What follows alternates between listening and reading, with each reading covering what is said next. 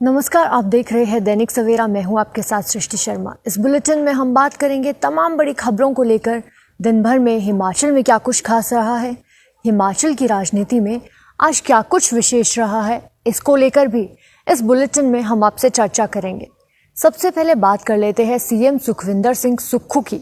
CM Sukhvinder Singh Sukhu ने प्रदेश की आर्थिक स्थिति को लेकर किसे जिम्मेदार ठहराया है। सीएम सुखविंदर सिंह सुक्खू इन दिनों नादौन विधानसभा क्षेत्र के दौरे पर है।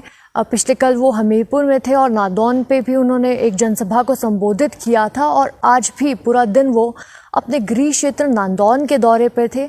हालांकि दोपहर में सीएम सुखविंदर सिंह सुक्खू शिमला रवाना हुए थे और वर्ल्ड बैंक की मीटिंग में उन्होंने वहां जाकर हिस्सा लिया। उस मीटिंग में हिस्सा लेने के बाद सुखविंदर सिंह सुक्खू ने पत्रकारों से बात की और उस दौरान उन्होंने प्रदेश की अर्थव्यवस्था को लेकर एक बड़ा बयान दिया है।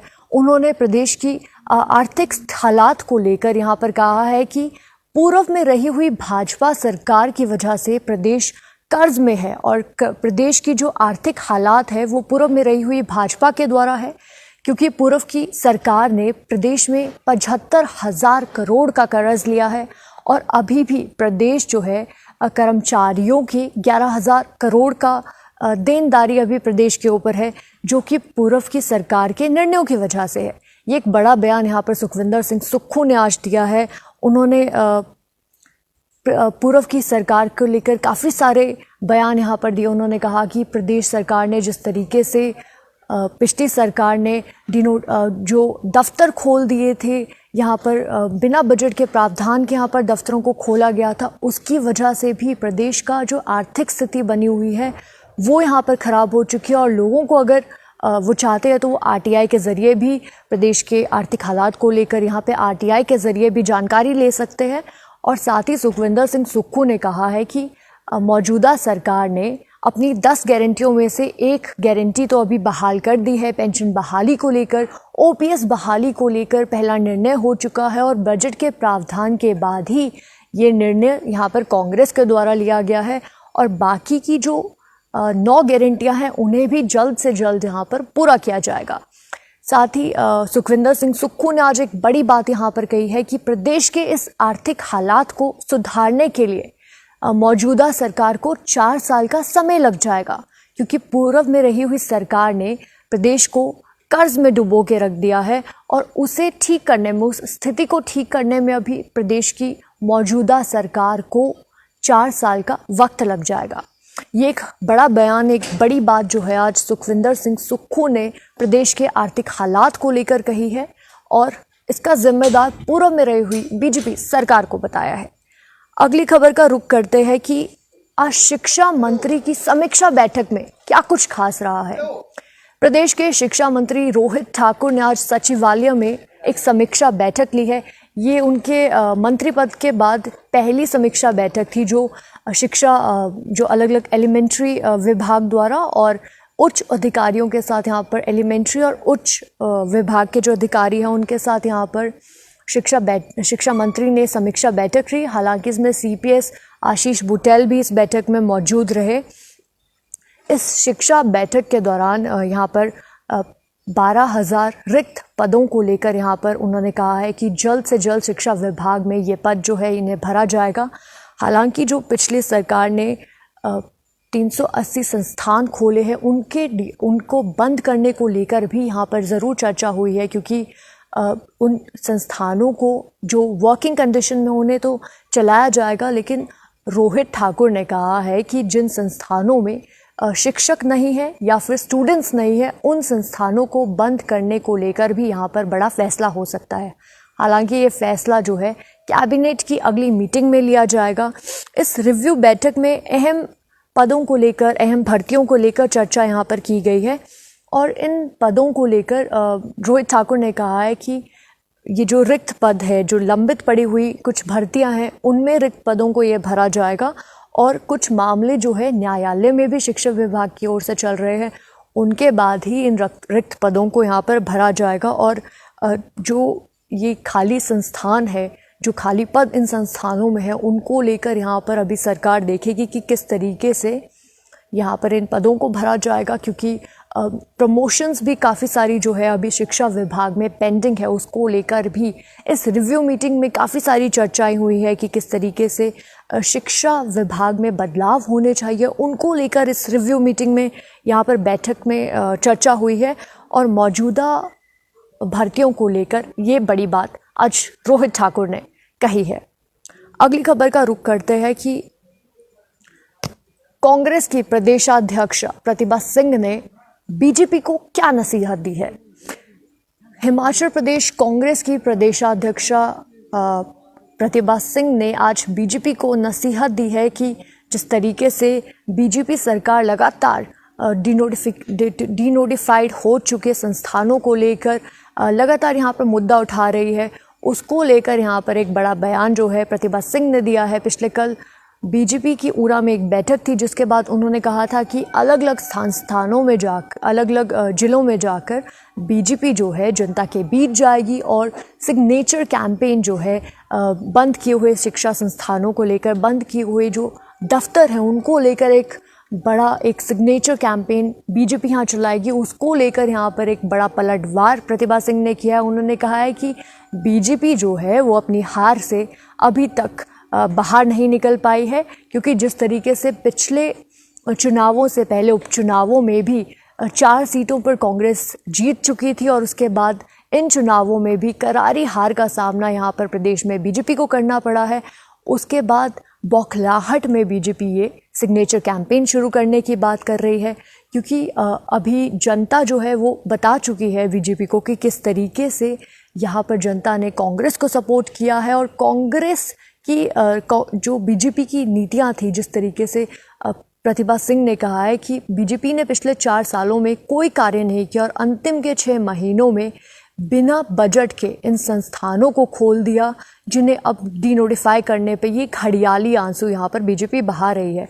उन्होंने नसीहत दी है बीजेपी को कि जिस तरीके से वो इस मुद्दे को बार बार उठा रहे हैं, अगले चुनावों में भी, आने वाले लोकसभा चुनावों में भी बीजेपी को यहाँ पर करारी हार का सामना करना पड़ेगा, क्योंकि प्रदेश की जनता जो है वो बीजेपी से वाकिफ़ हो चुकी है, बीजेपी की कार्यप्रणाली से वाकिफ़ हो चुकी है और इसका नतीजा उन्होंने ये जो विधानसभा चुनाव थे इसमें कांग्रेस की जीत सुनिश्चित करके यहाँ पर दे दिया। ये एक बड़ा बयान जो है आज प्रतिभा सिंह ने यहाँ पर दिया है, क्योंकि बीजेपी की पिछले कल समीक्षा बैठक जो हुई थी उसके बाद बीजेपी ने हर जिले में सिग्नेचर कैंपेन चलाने की बात कही थी।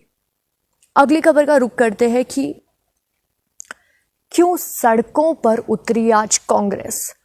कांग्रेस के कार्यकर्ता आज अलग अलग जिला मुख्यालयों में सड़कों पर उतरे और विरोध प्रदर्शन कर रहे थे। ये विरोध प्रदर्शन केंद्र की सरकार के खिलाफ था। उन्हें अडानी समूह के संरक्षण को लेकर ये विरोध प्रदर्शन अलग अलग जगहों पर किया गया। कांग्रेस कमेटी द्वारा ये आरोप लगाए गए हैं कि SBI और LIC जिस तरीके से घाटे में जा रहे हैं, दिवालिया होने की कगार पे हैं, इसको लेकर अडानी ग्रुप को यहाँ पर केंद्र सरकार का बेहद संरक्षण मिला है, जिसकी वजह से प्रदेश में ये हालात बने हुए हैं। इसको लेकर अलग अलग जगहों पर आज कांग्रेस कार्यकर्ताओं ने विरोध प्रदर्शन किया गया है। बिलासपुर की बात कर ले, कुल्लू की, ऊना की, सिरमौर की, नाहन की, अलग अलग संस्थानों, अलग अलग जगहों पर यहाँ पर कांग्रेस कमेटी द्वारा विरोध प्रदर्शन किया गया है और इसी मांग को लेकर यहाँ पर जनता के बीच ये विरोध प्रदर्शन किया गया है।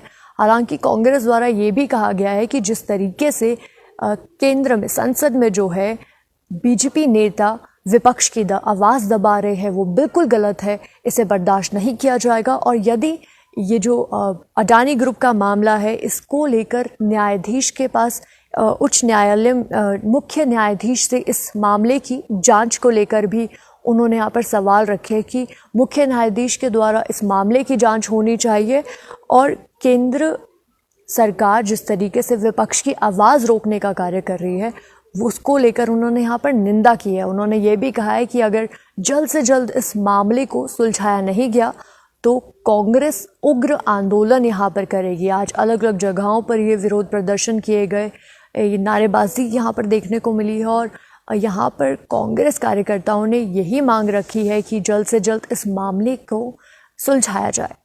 अगली खबर का रुख करते हैं कि प्रदेश में कहां पर सड़क हादसे में एक मौत हो गई है।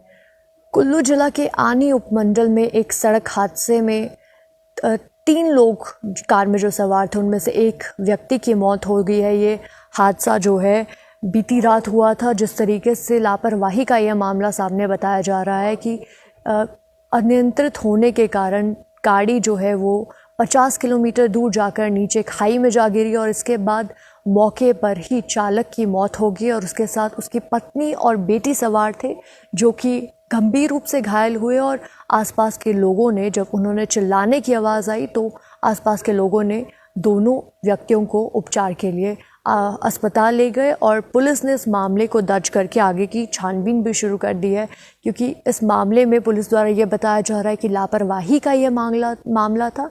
कार ना संभलने के कारण ये एक सड़क हादसा हुआ और कार जो है वो खाई में जा गिरी और मौके पर ही जो चालक है उनकी मृत्यु हो गई।